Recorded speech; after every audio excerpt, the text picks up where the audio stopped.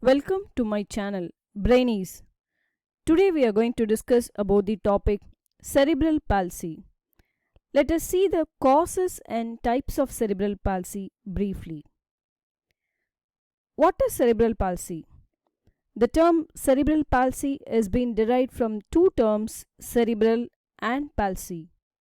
Cerebral refers to the brain and palsy refers to the loss or impairment of motor function. So cerebral palsy, it refers to a group of neurological disorders that appears in infancy or in early childhood and permanently affect the body movement and muscle coordination. It is mainly caused by damage to or abnormalities inside the brain that disrupts the brain's ability to control movement and maintain posture and balance. The etiology of CP can be divided into the following subtopics: the prenatal factors, perinatal factors, and the factors during labor, and the next is the postnatal factors. Prenatal factors are linked with the prenatal factors like infections, maternal health issues, and genetic factors. Perinatal factors includes complications during birth like lack of oxygen, that is oxygen deprivation.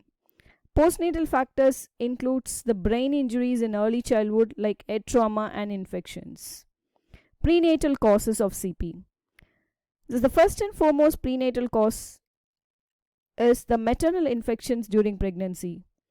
The infectious disorders that can cause cerebral palsy are toxoplasmosis, rubella, cytomegalovirus, herpes simplex, syphilis, parvovirus, and other bacterial and viral disorders. Genetic mutations, the next cause. Since recent times, the crucial opinion was that genetic mutations are premises for approximately 1 to 2% of cerebral palsy cases. The next component is the fetal hypoxia. A child can suffer from lack of oxygen due to many factors.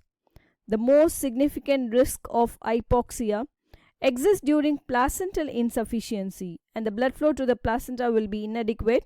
So as a result, the child may not get the nutrients through the placenta. So that is, the nutrients cannot be delivered to the fetus properly. The next cause is the congenital brain anomaly. Brain anomalies and malformations of the brain are usually accompanied by the motor deficit beside the usual symptoms. The next is the perinatal causes of CP. So the first one is Rh incompatibility, that is a blood type incompatibility. When a mother and the fetus have incompatible blood types, there are chances of getting severe jaundice that can lead to predisposed to CP. The next cause is multiple pregnancy.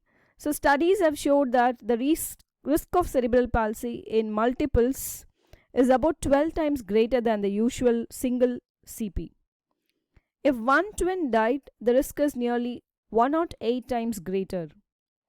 The next cause is the maternal disorders. These disorders include epilepsy, thyroid diseases, obesity, blood clotting disorders, hypertension, heart abnormalities, that is the cardiac risks, diabetes mellitus, anemia, and occupational diseases. So especially occupational diseases like where the expectant mother works in an atmosphere with vibrations. The next cause is the bad habits of the mother. There's a strong correlation between the bad habits like smoking, drinking alcohol, drug use, and birth of there's a relation between these things and the birth of the children with CP. The fact is that these substances are extremely toxic to both the mother and the baby. The next factor is the environmental factor. Indirectly, all the things that surround a pregnant woman can affect the baby's health. So these includes the socio-economic conditions, healthcare quality, and ecologic characteristics, etc. The next is the causes of CP during labor. That is the labor complications, the first one. The most dangerous complications are preterm birth, that is before 37 weeks of pregnancy. Prolonged birth, eclampsia, uterine rupture, umbilical cord pathology, That is, umbilical cord pathology can be a nuchal cord, or sometimes there can be knots around the umbilical cord entanglement. So all these things are included. And placenta, there is a placental abruption.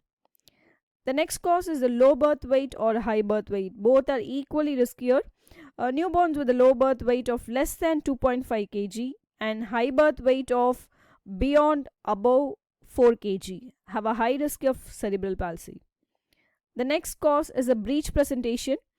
The usual presentation will be the cephalic presentation, that is, a physiological intrauterine presentation will be a cephalic presentation in the normal case.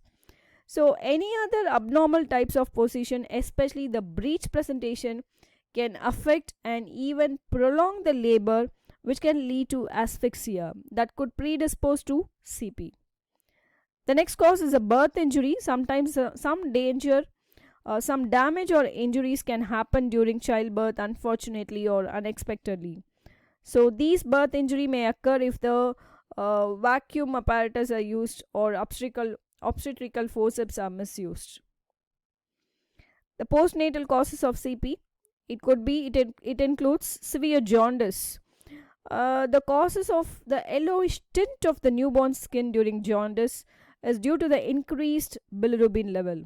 So if jaundice is not treated adequately, and if it is left untreated or properly, if it is not diagnosed at the right time, so then in that case the bilirubin can cause irreparable harm to the developing brain.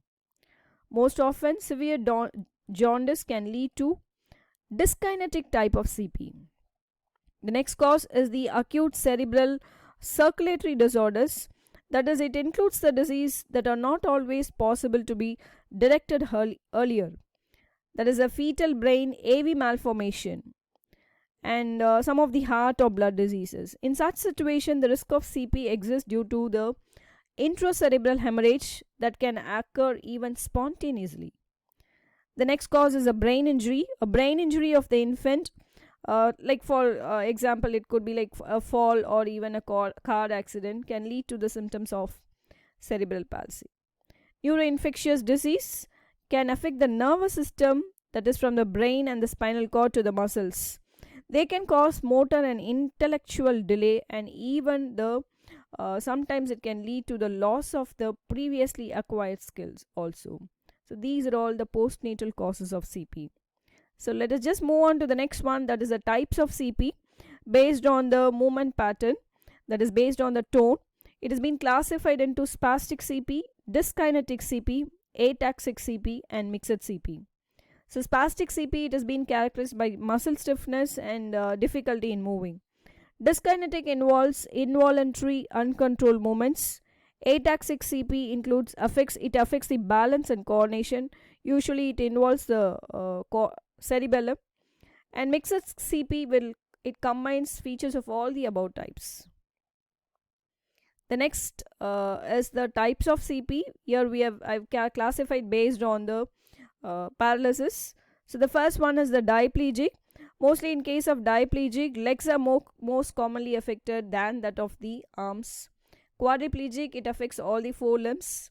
And hemiplegic, it affects one side of the body, maybe right or left, more than the other side. Monoplegic, it involves only one limb. And triplegic, it involves three limbs. Mostly both the lower limbs can be included, and it will be involved, and one upper limb will be involved.